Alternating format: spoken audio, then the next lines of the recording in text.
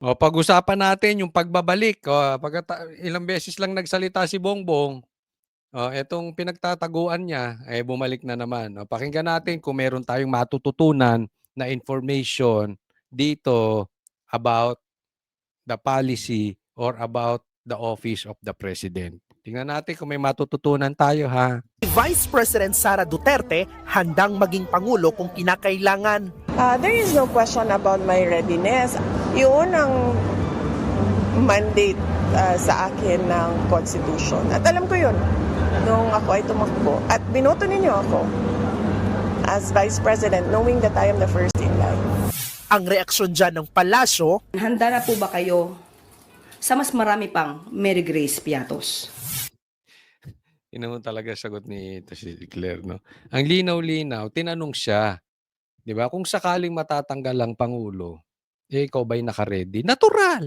Naka-ready ang Pangulo. Even before the election, nakalagay sa batas, siya ang papalit. Ang tanga nitong abogado na ito, hindi niya alam yun. Di ba? Alam ka naman sabihin ni Sara, hindi ako ready. Ayaw ko. Tanga, ano kapag naging vice president? Kaya ka nga binoto ng tao eh. Alam mo kung bakit binoto to si VP Sara as vice president? At bakit di binoto si Bongbong? Binoto si Bongbong ng taong bayan dahil sa Duterte. At ang pangako niya, itutuloy ni Bongbong ang nagawa ng Duterte. At ibabangon ang pangalan ng Marcos. So umasa ang Pilipinong ututo. Yung mga nauto dyan, hindi, joke lang, wag na kayo magagalit. Umasa ang Pilipino na babaguhin ni Bongbong Marcos. Pero just in case, hindi niya nagawa, kaya binoto si VP Sara kasi ang gusto ng taong bayan ay ipapalit si Sara. Yun po ang istorya nun. Kasi yun ang nasa batas. Ba't napunta na naman tayo kay Piatos? Bilyon na ang pinag-uusapan dito. Actually, hindi na nga bilyon, trilyon na ang nawawala sa Pilipinas. Here you are, kay Piatos ka pa rin. Yan yung sinasabi eh. Nung sabi ni Sara, itong mga komunista, itong mga rebelde, itong mga kontra sa Duterte, paiikutin lang yan sa confidential funds, sa China, gano'n. Iikot-ikutin nila yan. Kasi, magkano lang yung confidential funds? Yung piatos-piatos na yan. Tapos trilyon, hindi mo nakikita. ayon kay Palace Press Officer Yusek Claire Castro, ang mga ganyang pahayag ni VP Sara ang nagpapahina raw sa kumpiyansa ng publiko sa administrasyon ni Pangulong Bongbong Marcos. Sasagutin ko yan. Ang nagpapahina daw sa kumpiyansa ng mga Pilipino sa gobyerno ay yung mga ganitong pahayag. Hindi po. Okay, uulitin ko sa inyo. Hindi yan ang nagpapahina sa trust rating ng gobyerno. Tiwala ng tao sa gobyerno. Hindi yan destabilization. Ang destabilization, ang nagpapahina ay kung adik ang presidente. Ang nagpapahina o ang nagde-destabilize ng gobyerno ay yung mga nakawan. Ang nagpapahina ng gobyerno, ang nagde-destabilize ng gobyerno ay yung mga minomonopolize ang bigas, sibuyas, asukal at isda. Yan ang tunay na nagpapahina sa Pilipino. Yang trillion na insertion. Yang flood control projects, wala po si Mary Grace flood control projects. Yan po ang nagde-destabilize. Kaya ba nagwawala yung tao sa kalsada dahil dun sa 150 million ni VP Sara? Hindi. Dahil yung billion, trillion nawala sa baha. Huwag nga kayong tanga. Maituturing din daw itong destabilisasyon. It is not acceptable for a vice president to anticipate the resignation of the President. Hindi, nasa batas ba 'yon na hindi mo i-anticipate? 'Di ba? Eh, lahat naman eh. Halimbawa, naaamoy mo, 'di ba? Pumasok ka sa restaurant, naamoy mo yung ulam, ma-anticipate mo, "Hoy, steak yung niluluto." Normal yung anticipation. Ang tanga-tanga naman nito. Walang masama do'n. Ang masama kung gumagawa sila ng illegal. Presidente na pinagsisigawan nilang bumaba sa pwesto. This is definitely Hindi ko narinig. Narinig ko ba si Sara nagsabing bumaba? Actually, yun nga ang tampo namin kay VP Sara eh. Bakit hindi niya sinisigaw? Oo, di ba? Oh, sige nga, maglabas ka ng video na sinabi ni VP Sara, bumaba ka na dyan. Hoy! Sige nga. a form of political destabilization. Dagdag pa ni Yusek Castro, trabaho ang inaatupag ng Pangulo at hindi bakasyon. Kaya kung meron mang malinaw ang kahandaan na pamunuan ang bansa, ito ay walang iba kundi si PBBM. Isa pang issue ngayon ay ang umano'y troll farm ng gobyerno. Tinanong yan ni Senator Robin Padilla sa Senate budget hearing kahapon para sa pondo ng Presidential Communications Office o PCO. Humingi ka na naman ng dagdag. Puro palpak Ipinarinig pa ni Padilla ang isang audio Narinig nyo na itong video na ito? Ay, ewan ko ha. Ako opinion ko lang. I'm not an expert. Pero pag narinig nyo, iisipin mo talaga si Claire yung nagsasalta. Hindi ko sinasabing siya ha. Pero kasi may sinabi si Montulfo dun sa vlog niya, may nawawala daw 50 million sa PCO. Kaya daw tinanggal si dating Secretary J. Ruiz. Tapos, sinabi rin naman ni Bongbong na meron silang trolls. At makikita naman natin yan. Yung iba nga, ano sinasabi? Yung mga nagko-komentaryo daw galing pang Vietnam? Ganun ba? Oh. So may trolls, mapapansin mo naman eh. Ito, ang sinasabi, nagbabayad sila ng vloggers. O, di ba, nakikita nyo naman sa ibang vlog na meron silang nabayarang vloggers. Di ba, may umamin. Hindi ko alam kung ito'y totoo, okay? Pero pag talagang nabosesan ninyo, clear na clear eh. At saka yung laging galit, yung parang ang bigat-bigat ng mundo kasi stress na. Yung paano niya lilinisin yung kalat at tae ni Bongbong. Hirap na siya. Ganun. Oh. recording ng umano'y boses ni Yusek Castro na nagrereklamo tungkol sa palpak na trolls na humihingi pa raw ng dagdag na budget. Sabi ng ilang senador, i-verify muna ang audio dahil unfair naman sa inaakusahan. Ang sagot dyan ni Castro, For the satisfaction of Senator Robin Padilla, hindi po ako ang nasa video. I deny that the person o kung sino man sa dalawa doon, na it's I who was talking to a certain vlogger. Baka ako yun. Pero ang kapuna-puna dito, kung napanood nyo yung ano na yun, grabe ang pagtatanggol ni Tito Soto. Talagang kinat niya agad. Oo. Sabi na, i-submit mo na lang yan sa NBI, parang ganun. Oh, halatang-halata sila Tito Soto. Pero kunwari yung ebidensya, halimbawa, tatama kay BP Sara, sigurado. Pinatuloy nila si Tito, itong Tuta Soto na to. Kitang-kitan mo na agad ang panig na itong mga to eh. Kaya alam nyo, dahil sa mga klaseng tao na ito, hindi umaasenso Pilipinas. Nasa mukha na nila yung nakawan. Pinagsasasampal na sila ng ebidensya. Pinagtatanggol pa rin. tanong ni Castro saan nakuha ni Senator Padilla ang naturang audio clip. Sa akin, binigay ko, pinorward ko sa kanya.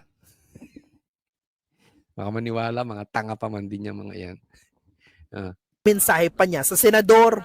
Sana maging modelo din po si Senator Robin. Modelo na hindi magpapagamit o magpapabiktima sa troll farm na nagpapakalat ng fake news. nagbabalik Ay, nako. Next po tayo, next. Ito pag-usapan natin ito, ha. Napakaganda ng tanong nitong reporter na to, na high blood na naman si Ating. Sige. Aside from resignation calls, there are also talks of succession, talks of a transition council, civilian military junta. Lahat po yan nakaangkla sa pag-question sa fitness to lead ng Pangulo. Direct question, ma'am, is the President fit to lead? And Ayun, ang tanong, fit to lead pa ba ang presidente? Kaya niya pa bang pamunuan ang bansang Pilipinas? is he in control? Tinatanong pa po ba yan? Siyempre! Oo nga, no, parang mali yung tanong, Parang mali. Tinatanong pa ba yan? Oo nga naman. Sinabi na nga nung kapatid adik. So paano siyang fit to lead? Mali pala tanong mo, pinuri pa man din ang ganda ng tanong mo. Pangit pala yung tanong mo. Saan ka nakakita ng fit to lead? Ikaw ba, Claire, matanong kita. Payag ka ba na ang driver mo adik? Tanong lang. Tanungin ko na rin si Laila de Lima. Laila de Lima, ikaw ba, payag ka na ang driver mo adik?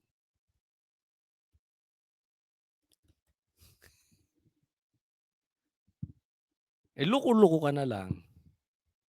Kung gusto mo, ang may hawak ng manubela ay adik. All the more, yung may hawak ng Pilipinas ay adik. Simple lang So, tinatanong pa ba yan? Tama, hindi mo na dapat tinanong yan. Hindi ako nagsabi ng adik, kapatid niya mismo, ha.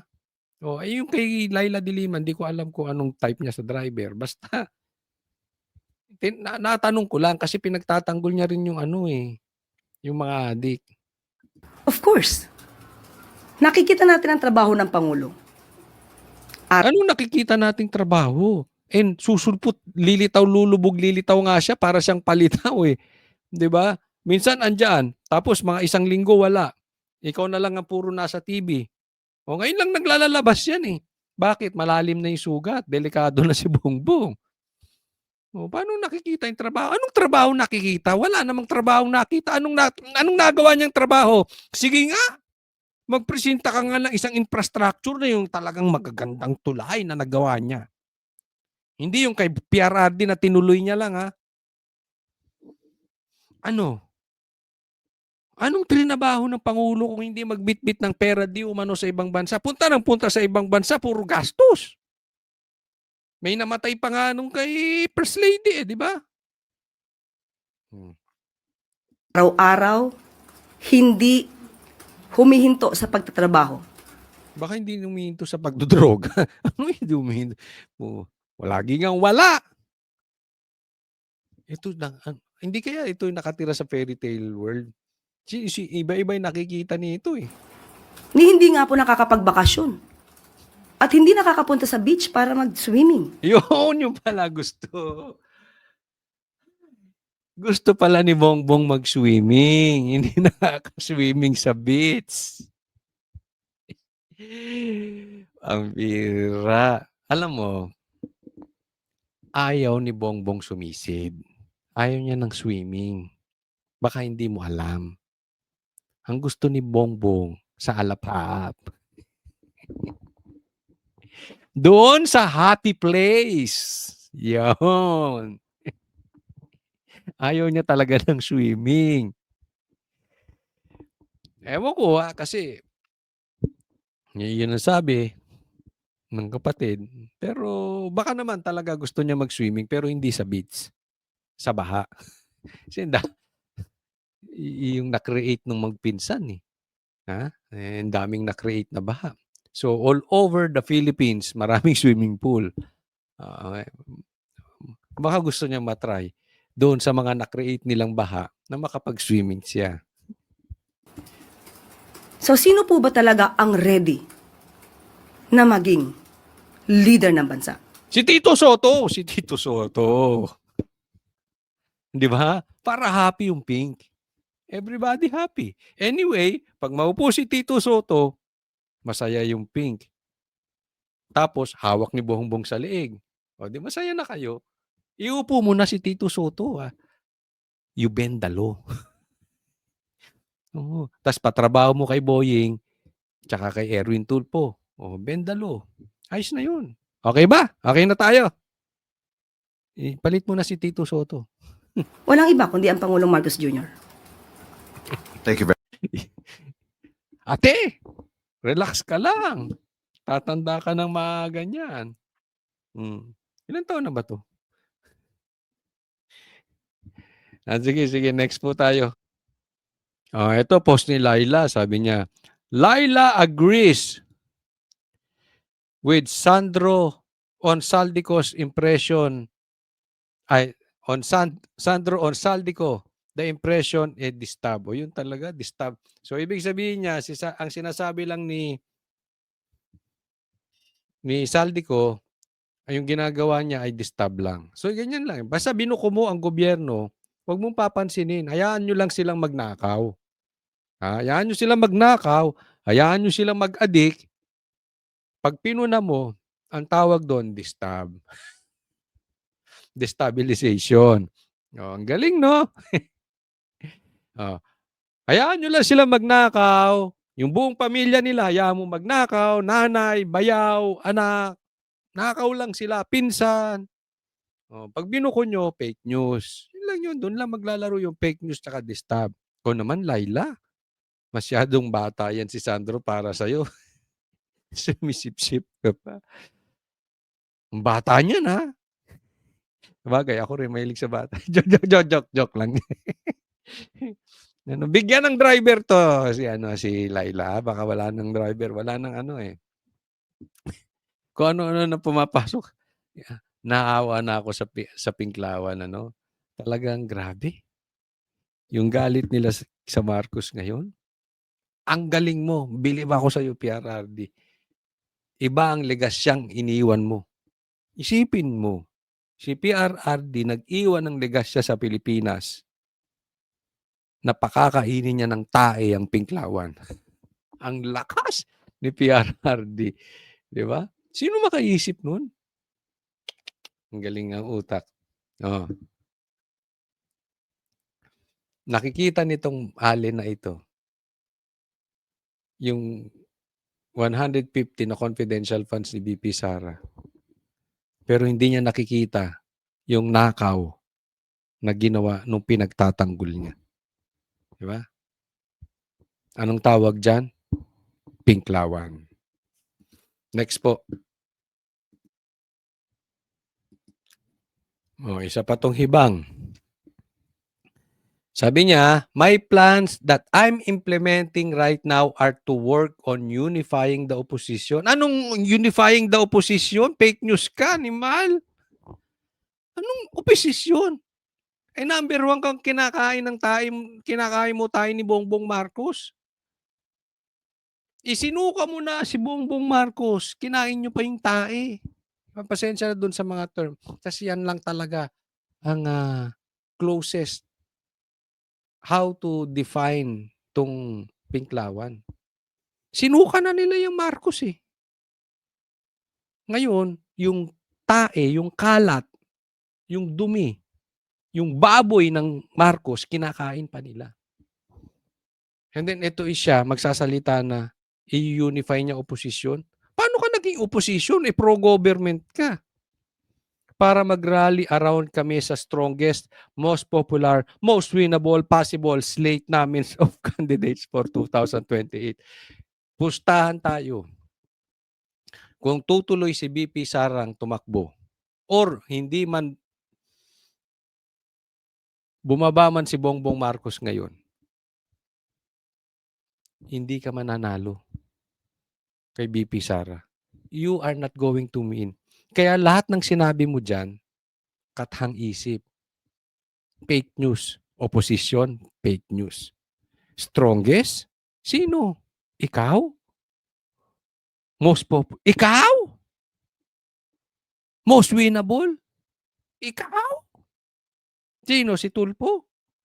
Pag samasamahin mo yung boto mo, ikaw? Takbo ka. Sige. Tsaka si Lenny. Tsaka si Tulfo. Kahit pag tamasamahan nyo, boto nyo, hindi kayo aabot sa boto ni Sara. Maniwala kayo. Kasi wala kayong pinanindigan. Ngayong nalulunod ang mga Pilipino. Ngayong nagugutom ang Pilipino. Pinagtatanggol nyo pa yung magnanakaw. Mga supot kayo. Diba? O next po. Kaya naman, ito yung mga holy. Diba? Ang tatapang nitong mga lon. Ngayon, sumosoplak ang nakawan ng gobyerno. Tahimik pa rin sila. Anong kinakana nila? Piyatos pa rin. At tingnan nyo isa-isa yung mukha niya mga yan. Tingnan nyo. Ano ang paninindigan ng mga taong yan? Sasabihin nyo, hindi nila alam yung ginagawang nakawan ngayon? Hindi nila alam na nagnanakaw si Tamba, si Bongbong, si Sandro? Hindi nila alam? Hindi ako naniniwalang hindi alam nitong mga to. And yet, ang choice nilang banatan si Sara. See? Look at the character of these people. Alam mo, kung kayo dilawan, kayo pinklawan, hindi ba kayo maiinis sa nangyayari ngayon? Magiging panatiko pa rin kayo ng mga taong to. Hindi, sabihin ninyo sa amin. Sige, sa mga bashers ko, sabihin nyo. Lagay nyo sa comment section. Naniniwala kami na hindi magnanakaw ang Marcos. Ilagay nyo dyan. Naniniwala kami na itong mga to ay hindi alam na magnanakaw ang mga Marcos. Tatanggapin ko. Basta galing sa puso nyo, alam nyo talaga na itong mga taong ito ay hindi alam magnanakaw ang Marcos.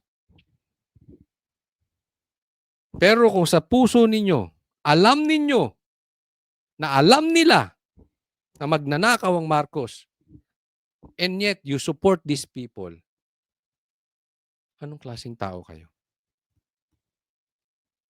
Anong klaseng tao kayo? Kita naman na natin yung nangyayari, di ba? Hindi ko kayo pipilitin kung sa tingin nyo hindi talaga magnanakaw si Bongbong. Just be honest to yourself. Tatandaan natin, may epekto to sa buong Pilipinas. So, kung pinagtatanggol nyo lang dahil galit kayo sa Duterte, mali kayo doon. Pero kung talagang alam nyo, mabait ang mga Marcos, sige. Boto ulit natin. Si Sandro, gawin pa nating presidente, ha? Sige. Tatanggapin ko yan. Karapatan nyo yan, eh. Gawin pa nating presidente, pati yung apo ni Marcos, gawin nating presidente. Because the people we elect, yan po ang deserve ng Pilipinas. Kaya, kung nilaro nyo ang politika dahil sa galit nyo sa isang tao lang at pahirapan tayo ng leader na binoto ninyo, deserve natin yung leader na yon na nakawan kayo. Dito muna tayo doon sa adik na presidente. Sabi ng kapatid niya mismo. Magandang araw po sa inyo lahat. Ito patuloy sa aking pagre-report sa inyo tungkol sa mga development. Bongbong, teka muna, hindi ka na tumitira. Medyo nabawasan yung pagganong-ganon mo, ha. Baka magkaroon ka ng withdrawal niyan. Oy, di ba? Taas ang kamay dito yung gumagamit dati. wag na. Baka mahuli pa kayo ng pulis. Joke lang. Di ba? Pagka binigla nyo yan, hindi. Baka gawing excuse pa. Ay, ayoko magbago, may withdrawal pala. Hindi, yung iba kasi, yung ibang gahaman na. Yung talagang lulong, kailangan nagpapa-hospital yan. Sige, diretso. Sa mga kaso na hinggil doon sa mga flood control project. At i-report ko po na ngayong araw, yung AMLAC, yung Anti-Money Laundering Council, Ano anti-manili? Ano anti-manilin? Ah, may amlak. Hoy, teka muna ha. Bongbong. Palakpakan natin si Bongbong. Tumatapang na, hindi na nagtatago kay Claire ha. Nagsasalita ka na, hindi ka na ano ha. Hindi ka na duwag ha. Oy, tumatapang. Siguro tumatapang. Siguro iba na tinitira nito, hindi na yung pampaduwag. Ano mang droga ang nakakapagpatapang. Hoy, kapatid mo may sabi niyan, adik ka ha. nakakuha na po ng 2 freeze order. This brings the total amount of assets frozen to about 12 billion pesos. Kasama po dito ang mga air asset ni Saldico, ang value mga 4 billion. At bukod pa ron, meron po tayong nakuhang 3,566 na bank account. Ayun, 3,566 na bank accounts na freeze yung account ni Saldico. Yung sa'yo dapat ang i-freeze mo. Eh, ikaw ang maraming nakuha eh. Oh. Pati yung asawa mo, ang dami daw nakuha. Di umano. Oh. Ako, pati yung bayaw mo, pumorma pa. Pambihira naman, Bongbong. Hindi ka ba nahihiyahin yan? Lahat ng nakapaligid sa'yo magnanakaw. Anak mo, adik. Asawa mo, adik. Adik na, magnanakaw pa. Tapos pati bayaw mo, magnanakaw din. Pambihira. Anong ligas siyang iiwan mo sa bansang Pilipinas? Oh, anong i-expect mo sa magiging apo mo kay Sandro? Eh di adik at saka magnanakaw din. Ikaw naman, yung pinipris, kung ano-ano pinag-aatupag mo eh. 198 insurance policies, 247 motor vehicles, 178 real properties, 16 na e-wallet account, at saka air asset na frozen na. Umpisa lang po ito. Mas marami pong asset ay mafo-frozen para maibalik ang pera ng tao sa kanila. Masigurado ka pagka na frozen yan eh, may babalik sa kanila. Ay baka pagdiskartehan nyo pa na mag-asawa yan. Wag naman. Sana kung ibabalik mo sa yung makukuha nyo kay Saldico, kumuha ka ng ebidensya. Okay? Pagkakuha mo at ibinalik mo sa taong bayan, kuha ka ebidensya. Huwag puro salita kasi NATO ka daw, member ka daw ng NATO. Ano NATO? No action, talk only. Puro ka lang daldal eh. Ang ganda, ang daming ebidensyang prinisinta ni Saldico. Ikaw laway mo lang. Ang puhunan mo, panis pa sa droga. Ang bira naman. Sa tingin mo, yung pag-i-speech mong ganyan, naniniwala ang Pilipino? Pagkatapos ng nalaman ng Pilipino na asawa mo, anak mo, magnanakaw, adik, sa tingin mo, magsalita ka lang ng ganyan, papaniwalaan ka? Without giving us evidence? Kapatid mo mismo sinabi, adik ka? Gusto mo paniwalaan ka lang basta-basta? Nang hindi ka nagpapakita ng ebidensya? Basta magsalita ka, gusto mo maniwala taong bayan? Ay kung ganun, hindi ka sa planet Earth nakatira.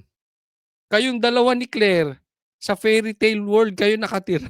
Hindi po ganyan gumagana ang tiwala ng taong bayan, lalo na sa mga katulad ninyo. Ito po ang aming pangako that the money of the people will be given back to the people. Ano ka ba, Bongbong Marcos? Presidente? O kandidato? Puro ka pangako eh. Hoy! Gusto ko nang batuhin tong masisira ko tong laptop ko eh. Hindi namin kailangan ng pangako mo. Ang kailangan ng Pilipino ebidensya. O kayo, tanungin ko kayo mga manunood. Anong gusto nyong marinig kay Bongbong? Pangako o ebidensya? Ay sawang-sawa na kami sa pakapangako nyo. Walang nangyayari sa pangako mo, tapos na eleksyon.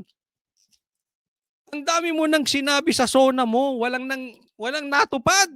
sa mga pinangako mo. And here you are again. Nangangako na naman. Animal. Show us evidence. Na hindi ka adik, show us evidence na hindi kayo magnanakaw ng pamilya mo.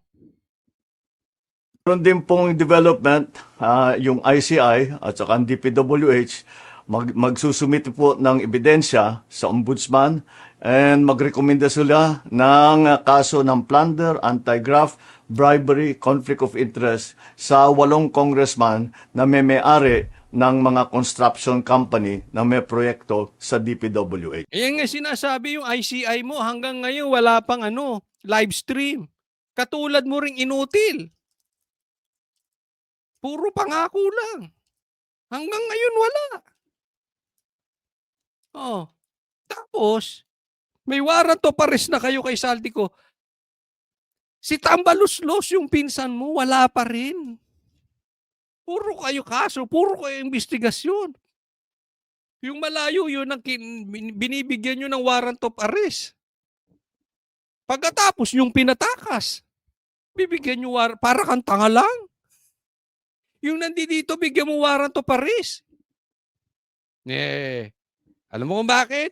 Hindi mo kayang ipakulong yung pinsan mo. Kasi ibubuking ka nun.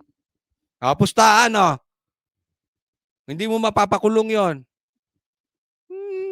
Lastly, meron po akong ibabanggit sa inyo. Dinapitan po kami ng abogado ni Saldico at nagtatangkang mag-blackmail na kung hindi po namin kakanselihin daw ang passport niya, hindi na raw siya maglalabas ng video. I do not negotiate with criminals. Ayun!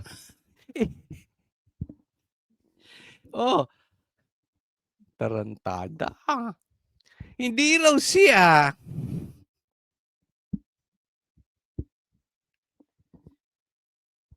Hindi raw siya nakikinegotiate sa kriminal. 3 taong mo pinakinabangan, animal. Ngayong binuko ka, sasabihin mo hindi ka nakikipag-negotiate sa kriminal. 3 taong kayo merong sa buwatan. Ano ba?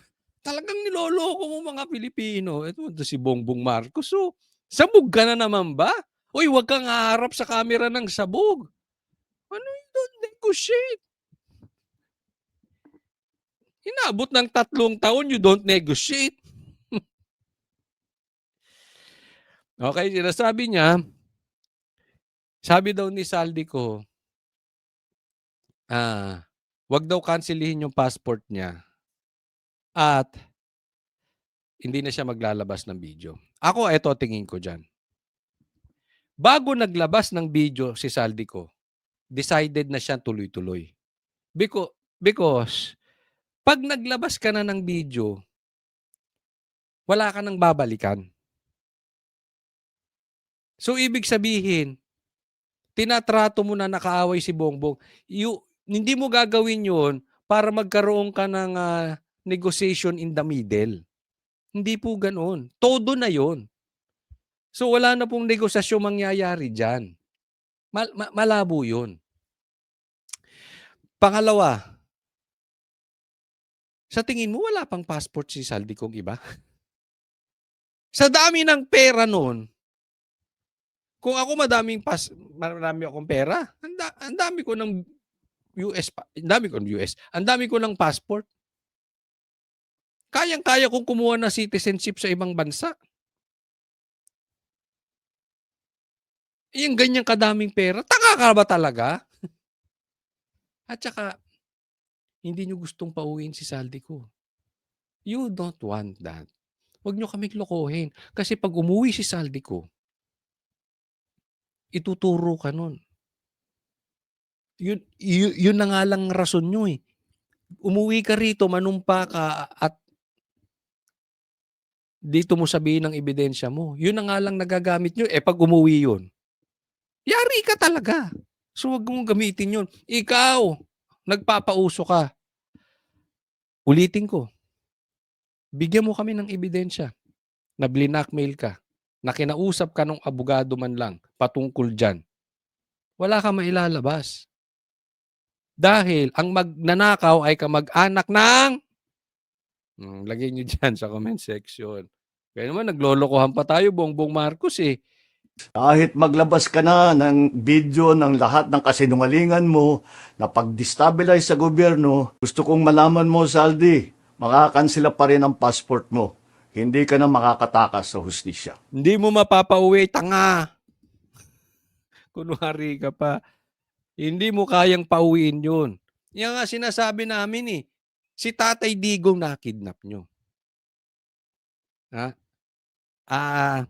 Si Tebes napauwiin nyo. Kung gusto nyo talaga, may paraan. Kaya lang ayaw nyo. Kasi makukulong ka. Now, next tayo ha. Discuss natin ito. Ito yung sinabi ni Bongbong Marcos. Nilapitan po kami ng abogado ni Saldico at nagtatangkang mag-blackmail na kung hindi po namin kakanselahin daw ang passport niya, ay hindi na raw siya maglalabas ng video. Yan yung sinabi ni Bongbong. Yan yung pinag-usapan natin kanila lang. Anong sabi ng abogado? Completely untrue. I have not spoken with anyone from the government to negotiate the stoppage of the videos for the passport. Kayo, sino papanuwalaan nyo rito? Si Bongbong o yung abogado? Yan na lang yan eh. Yan lang ang usapan dyan. Kasi hindi pwedeng pareha silang tama. Laging ganun. Pag magkontra ang sinasabi, may nagsisinungaling dyan. May addict dyan. Hindi talaga. May sinungaling dyan. Pero ito lang sa akin, Bongbong. Maglabas ka ng ebidensya. Huwag puro dakdak. Kasi, sabi nga, si Saldico, ang daming nilabas na ebidensya. Ikaw, puro dakdak, laway lang ang puhunan mo. Yung laway mo, panis pa. Karamihan ng sinabi mo, sablay. Karamihan ng sinabi mo, sinungaling. Sabi nga ng iba, mas marami ka pang kasinungalingan kaysa doon sa sinabi mo eh. Ganoon. Ganoon ka katindi. Tapos gusto mo, basta sinabi mo, papaniwalaan namin? Dahil presidente ka? Kahit ang dami nyo ng kasinungalingan sa Pilipinas? Wow! Ulitin ko. Hindi namin kailangan ng pangako mo, Bongbong Marcos. Kailangan namin ng ebidensya. Kung wala ka rin lang mapapakitang ebidensya, tumahimik ka na. Dahil yung salita mo, tigsisingko. Totoo yan. Walang kakwenta-kwenta yung mga pinagsasabi mo. Next topic po. Nang dahil dyan, ito naman ang sinabi ni Mike Defensor. Post niya ito sa Facebook. The President claims that Attorney Rondain sought the assistance of a Malacanang intermediary to stop the cancellation of Saldico's passport in exchange for halting additional videos. Ito sabi niya. Attorney Rondain has denied this. Jurisprudence make clear that only the courts, not Malacanang, have authority over such matters. Fake news talaga yan si Bongbong Marcos. Kasi hindi naman Malacanang, hindi naman ang presidente ang nagkakansela ng passport. According doon sa abogado at kay Mike Defensor, ito yung mga pwede lang magkansela ng passport. Hindi Malacanang ang nagkakansela ng passport. Tanging Sandigan Bayan o anumang hukuman lang ang may kapangyarihang mag-issue nito. Hold departure order, warrant of arrest, cancellation ng passport, utos sa DFA para i-revoke o i-strict ang passport. Ito ang batas. Ito ang jurisprudence. Kaya sinasabi ko, to si Bongbong Marcos, minsan na lang magsalita, sinungaling pa. Bongbong Marcos, wala ka ba talagang abogado? Hindi mo man lang matanong. Diba? Fake news na fake news eh. Wala naman sa kanya yan. Posible, meron siyang power. Sasabihin, paano kung i-convince niya? Kung sasabihin niya yun, pinapatunayan lang niya na ano siya. Diktador sila. Di ba? Gaya ng tatay niya. Pero hindi yan sa kanya. Kaya nga sabi natin, ang daming butas eh. Tapos walang mapakitang ebidensya. Yung sinabi ni Bongbong Marcos, wala talagang kakwenta-kwenta. Di ba? Eh, sino bang makikinabang pag umuwi siya? Taong bayan. Sino bang makukulong pag umuwi si Saldico? Di ba ikaw, Bongbong? Ikaw naman eh, niloloko mo Pilipino eh. Next po. Ito, hindi na po natin pagtagalin. Pag-usapan na po natin itong part 3 ng pasabog ni Saldico. Ako. Bibigyan natin ng komentaryo ito, hihimay-himayin natin. Dahil marami tayo makikita na talagang katapusan na. The start of the end ng mga magnanakaw sa Pilipinas. Ito. Ang SOP collections sa Bureau of Customs na umabot sa 11 billion pesos. May 9 billion pesos collection mula sa sugar. Ang kita mula sa importasyon Titignan mo, di ba? Naging problema yung asukal. ng sibuyas na Sibuyas. Ma-explain natin mamaya. Naku, hindi ko makakalimutan niya sibuyas na yan dahil lintik na sibuyas yan. Ilang beses kong blinag yan. Kaya alam ko yan. Saan ka nakakita ng sibuyas na napakamahal? Panahon lang ni Lisa Marcos. hawak naman ni Martin Araneta. Tinawagan daw siya ni First Lady Lisa Marcos at ipinapatigil ang investigasyon. Na sa First Lady Lisa Marcos mismo ang may hawak sa mga rice importers. Dahil pala sa dami ng SOP at remittance na ipinapasa sa bawat transaksyon. Ang pinakamakapangyarihang pamilya pa mismo ang sangkot sa ganitong sistema.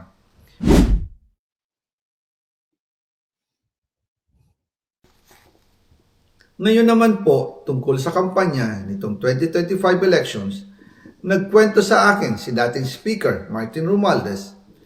Kinausap daw siya ni PBBM sa Tacloban para tumulong sa gastusin ng mga kandidato mula national hanggang local candidates. Ang sagot ni Speaker, Yung kinausap ni Bongbong Marcos, yung pinsan niyang magnanakaw din. Nag-usap yung mga magnanakaw. Tumulong daw sa pagkakandidato, no, sa gastusin ng mga kandidato. Kaya naman pala. Ako'y napapaisip. Alam niyo unang pumasok sa isip ko nung sinabi yan? Ay! Kaya naman pala, kumakasip-sip yung tuta sa Senado. Yung dalawang tuta dyan sa Senado, halatang-halatang tuta. Kaya pala, nagbabayad utang. Ipinanalo na, pati yung gastusin pala, sinagot ni Bongbong. Di ba? Kaya parang nakapagtaka, ano nangyari dito sa mga to? Parang biglang naging tuta. Parang kinuha yung utak, tinapon sa bangin, tapos tumahol. Ganun. naibigay na niya ang SOP collections sa Bureau of Customs na umabot sa 11 billion pesos. Dagdag pa dyan, may 9 billion pesos collection mula sa sugar na ayon mismo sa kanya ay pinaghahatian lang ng 5 kumpanya para makontrol nila ang presyo ng asukal sa merkado. Ayun, di ba? Naalala niyo yung asukal na yan. Okay? Sila-sila lang pala yan. Kaya ang taas nun. 5 kumpanya, ginagahasa ang Pilipino. Hindi ko makakalimutan yan dahil yung sugar na yan, ako namamalengke. Alam ko yan eh. At blinag ko yan ilang beses. Ang taas nung asukal. Sabi ko, anong nangyayari? Ito, tandaan nyo to mga kababayan. Kasi, ang issue dito, yung mga bagay-bagay na ngayon lang natin na-experience. Parang nakakapagtaka. Sa panahon lang ni Lisa, sa panahon lang ng administrasyon ng asawa niya, nangyari ang mga yan. Saan ka nakakita? Kaya ngayon kausap ko si Jun Abinis. Sabi niya, hindi naman binabaha yung parte ng Cebu na yun. Ngayon binaha, lubog, pati kotse, lubog. Hanggang ngayon, mabaho pa ron. Hanggang ngayon, may mga sakitan tao dahil ang daming namatay. Ngayon lang nangyari yun sa Cebu. Same thing with China. Ang tagal ko ng buhay, ilang taon na ako. Wala naman tayong panganib ng gera sa China. Ba't ngayon bigla tayo may panganib? Pangatlo, ang tanda ko na. Wala pa akong nakita. Mayroong mga magnanakaw na presidente. Pero wala pang nagkaroon ng anomalyang adik na presidente. Ngayon lang. Sasabihin mo, Bongbong Chamba? Ngayon lang pinag-uusapan yung adik na presidente. Ngayon, sugar, ngayon lang din naging problem. Kailan ka nakakitang ganyan tumaas ang... Yung pala minamagic nyo. Yung kamamilya mo dyan. At iba pa ang kita mula sa importasyon ng sibuyas na hawak naman ni Martin Araneta, kapatid ni First Lady Lisa Araneta Marcos. Isipin mo, pati kapatid. Extended. Bongbong. Ha? May extension yung pagnanakaw ng angkan mo. Hanggang sa bayaw mo. Ang lupit. Basta Martin talaga. Magna. Ay hindi. Baka magalit. May mga Martin dito magalit sa akin. Hindi ko rin makakalimutan yung lintik na sibuyas na yan. Galing pala sa demonyo. Kaya ganun kamahal. Blinag ko rin yan eh. Pupunta akong palengke, ang mahal na sibuyas. Di ba? Naghahanap ako sa mga tabi-tabi na sibuyas para makahanap ng mura. Oo, nagmumotor ako, nagbibili. Ay, naku, inaalam ko. May mga videos pa ako, hanapin ko. Oo, nagagalit ako dun sa palengke. Oh, hindi naman ako nagwawala, pero nagrereklamo ako. Ba't ganyan kamahal? Eh, wala eh. Ganyan kamahal daw. So, ngayon lang ba yan? Oo. Kita mo? Ang tagal ko ng buhay, hindi naman nagmahal ng ganyan ng sibuyas. Bihira kayo talaga. Tingnan nyo kung anong nagawa ng pamilya ni Bongbong Marcos. Sige nga, magsabi kayo ng nagawa ng pamilya ni Bongbong Marcos na ikinaganda. Hindi, kung kayo pamilya ni Claire, huwag kayo magsalita. Huwag yung yung nakadikit kayo kay Bongbong. Malamang gumanda buhay nyo. No? Yung kayo ordinaryong mamamayan. Ano na ay dulot na maganda nitong pamilya ni Bongbong Marcos? Wala. Kung matatanda ninyo, noong 2022, nagkaroon po ng investigasyon sa Kamara na pinangungunahan ni Congressman Toto Sonsing dahil sobrang taas ng presyo ng sibuyas. Umabot ng 600 pesos kada kilo. Gayong Akala mo steak yung binibili mo, sibuyas pa lang yan. 600 pesos per kilo. dapat ay nasa 80 pesos lang. Doon lumabas ang pangalan ni Martin Araneta bilang isa sa mga nasa likod ng kontrol sa importasyon ng sibuyas. Pero hindi po natuloy ang investigasyon. Ang sabi ni Speaker, tinawagan daw siya ni First Lady Lisa Marcos at ipinapatigil ang investigasyon. Kaya walang natuloy at walang naparusahan. Looks familiar? Napanood nyo na ba? May investigasyon, biglang huminto. Eh, ganyan na nangyari dyan sa investigasyon sa Kamara ng flood control. Biglang hininto.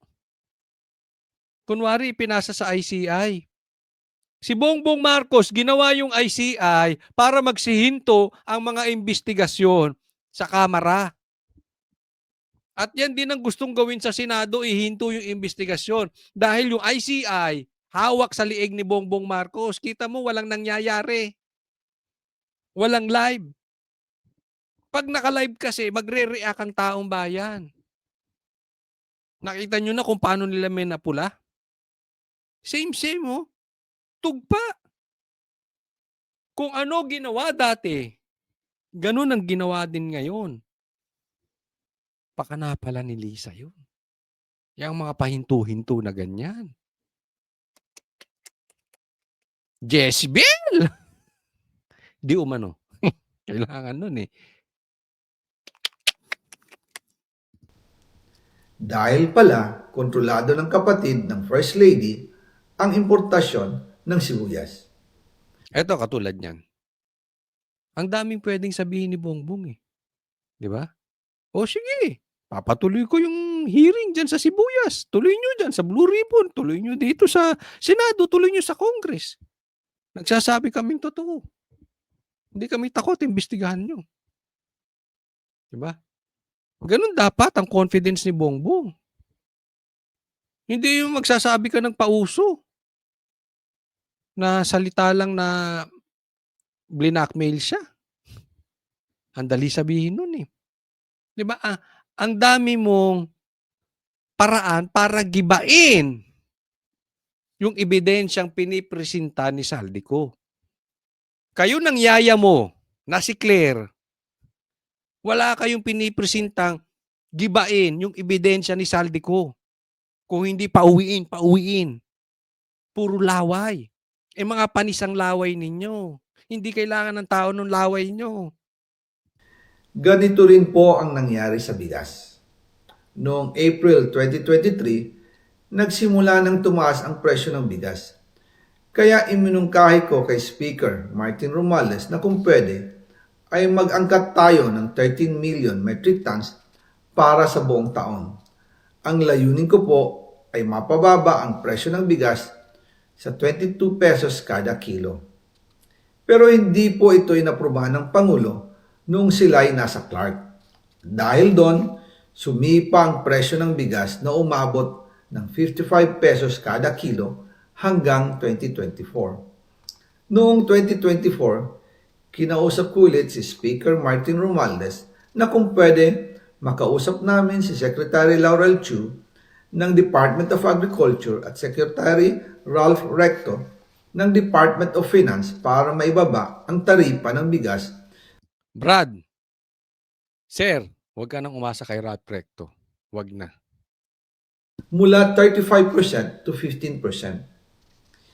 Sinabi ko kay Speaker Martin Romualdez na kung pababayaan natin ang patuloy ng pagtaas ng presyo ng bigas at umabot ito sa 60 pesos kada kilo, siguradong magagalit na ang taong bayan.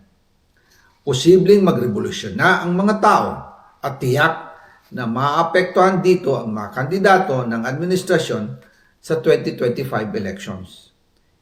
Isa sa mga patunay na hindi na masaya ang taong bayan ay ang pagbaba ng approval rating ng Pangulo noong panahon na iyon dahil sobrang taas na ang presyo ng bigas. Alam nyo, ang baboy mo, Marcos. Ang baboy mo.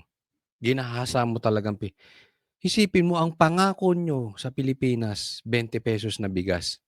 Gagahasain nyo pala yung bigas. Imbis na ang target mo, bumaba ang presyo ng bigas, pinataas nyo pa. Dahil negosyo ng bayaw mo. Negosyo ng pamilya mo. Nantindi, no? Kaya yung bigas ayaw bumaba kahit anong gawin. Binaba na ang taripa, ayaw pa rin bumaba. Tapos pagdating sa Cebu na nasalanta ng bagyo, ay ng lindol, magbibenta ka ng bigas, 20 pesos. Binentahan mo pa. Pambihira. Nagmamalaki pa kayo na may 20 pesos sa kadiwa. Asan yung mga kadiwa mo, Bongbong? Asan na yung 20 pesos? Kaya ako, wala akong kabilib-bilib talaga dito sa mga dilawan. Hindi talaga sila para sa taong bayan. Hindi po pwedeng hindi nyo nakikita to eh.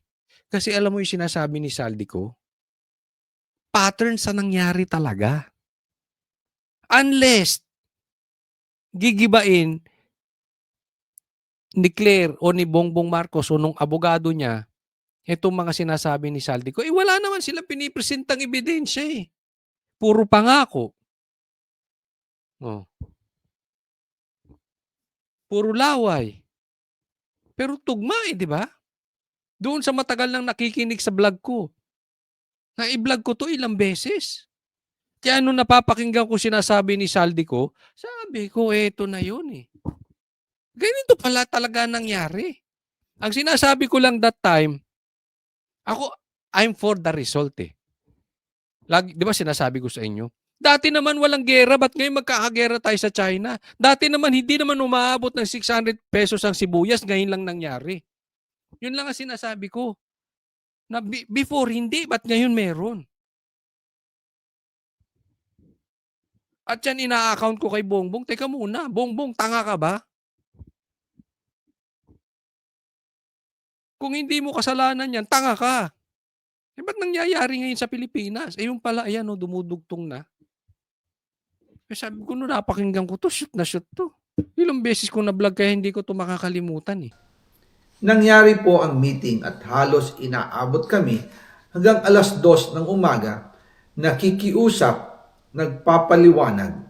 Buti na lang, matapos ang matagal na negosasyon, pumayag din sila. At di nagtagal, inanunsyo na rin sa publiko na ibaba ang ng buwis sa bigas.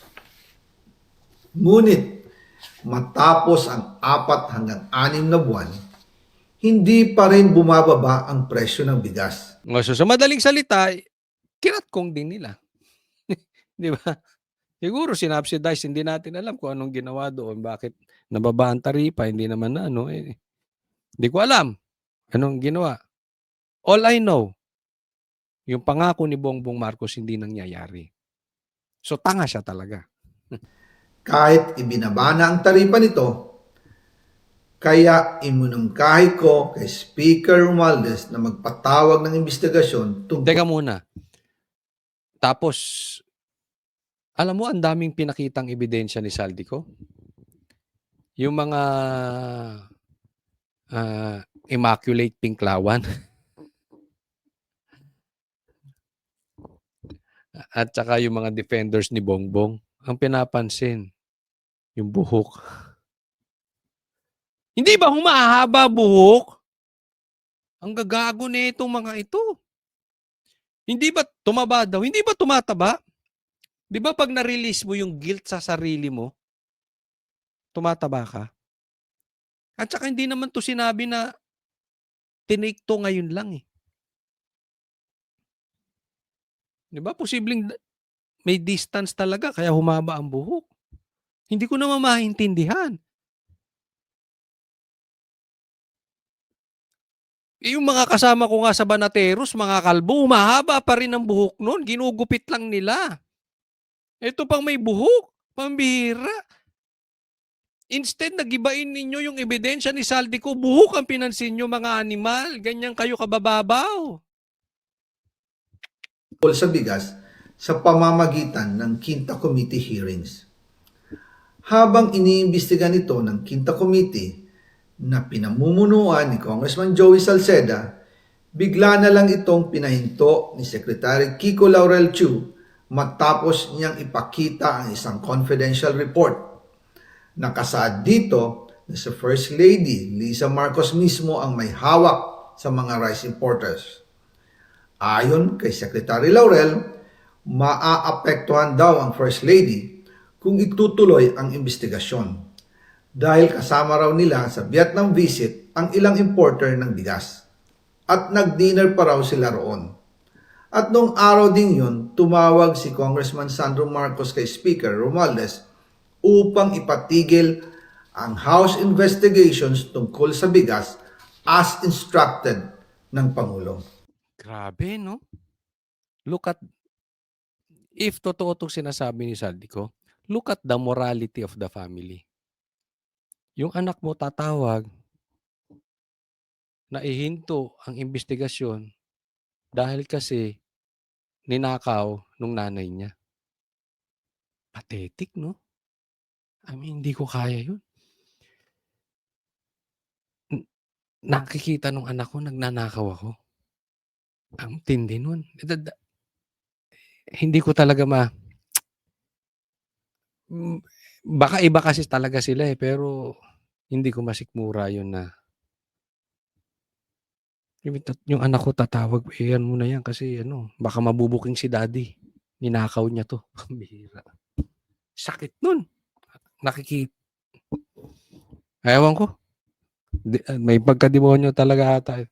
Pero nakikita nyo kung nagpapahinto talaga sila ng hearing. Kaya itong house, hindi man lahat, Pero yung mga congressman dyan, na dati kakaingay ninyo. Akala nyo ang yayabang ninyo. Ha?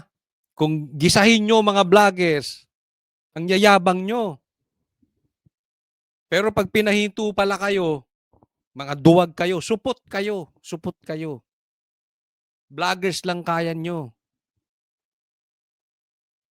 Totoo naman eh. Pahinto-hinto may ebidensya naman yan.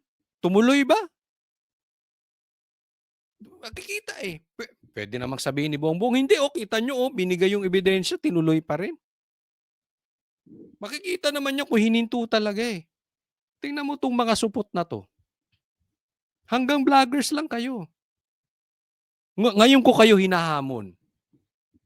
Ngayon kayo magsalita ng masama kay Saldico. Total, panay ang tanggol nyo kay Bongbong Marcos eh. Ngayon nyo ipagtanggol si Bongbong Marcos, sabihin ninyo, sinungaling si Saldico. Alam nyo kung ba't hindi kayo makapag-ingay ngayon? Dahil alam nyo, may hawak si Saldico na ebidensya laban sa inyong mga duwag. Di ba? Kaya karamihan dyan sa Congress, tumahimik kayo. Asa na dyan mga kwam-kom-kom, yung mga kwam-kom, may try-kom, quad-kom-kom-kom. Asan kayo ngayon? Sige nga, sabihin ninyong sinungaling ngayon si Saldico. Okay, pagtanggol nyo si Bongbong. Sabihin nyo peke lahat ng sinasabi ni Saldico. Supot kayo. Kaya nga pinapahula ko eh. Sino ang susunod na ibubuking ni Saldico?